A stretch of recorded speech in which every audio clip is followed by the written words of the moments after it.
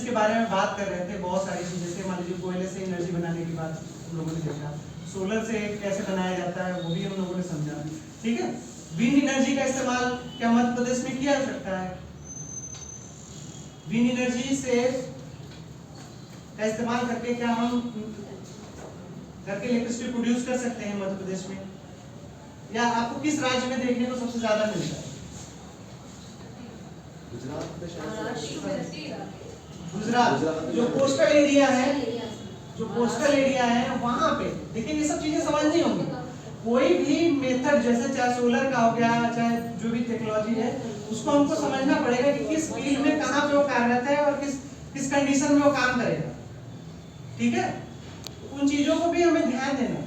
जैसे wind energy का यहाँ पे बहुत ज्यादा उतना स्कोप नहीं है जितना कि आपका गुजरात में देखने को मिलता है। कोस्टल एरिया है वो, वहाँ पे विंड एनर्जी हवा तेज चलती है और वहाँ पर इसका प्रोडक्शन ज्यादा होता है। तो ये चीजें जो हम एनर्जी की बात इतनी कर रहे हैं, बोलेंगे सर इतना तो आपने सब कुछ बता दिया, लेकिन उसमें हमें क्या करना है? तो यह जो कार्यक्रम इसलिए कराया जा रहा है कि जो एनर्जी है, जो जैसे बल्ब जल रहा है या फैन या जो भी चीजें हो रही हैं, यहाँ पे आपके घर में फैन चल रहा है, तो वो चीजें जो एनर्जी आप यूज कर रहे हैं उसके बदले में कहीं से वो एनर्जी प्रोड्यूस की जा रही है, जैसे कोयले से प्रोड्यूस की जा रही है। ठीक है, तो आप उस रिसोर्सेज का मिसयूज ना करें। ठीक है, जैसे मान लीजिए आपको जरूरत है कि कमरे में आप अगर बैठे हुए हैं तो फैन चलाइए, अगर कमरे में नहीं बैठे हुए हैं उस कमरे में तो उसकी लाइट बंद कर दीजिए।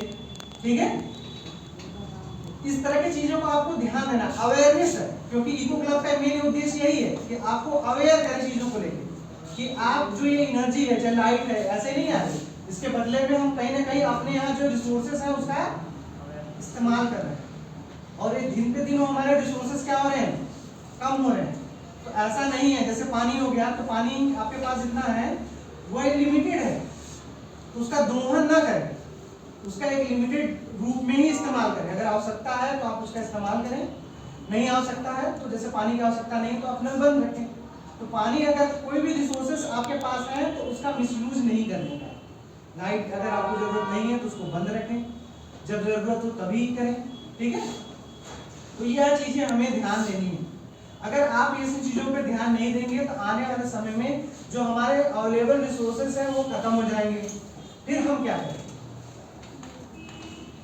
ठीक है, तो यह चीजें हमें एक अवेयरनेस की तरफ इशारा करते हैं कि हमें ये चीजों को अवेयरनेस की तरफ लेना है। ठीक है, अवेयरनेस की तरफ। अगर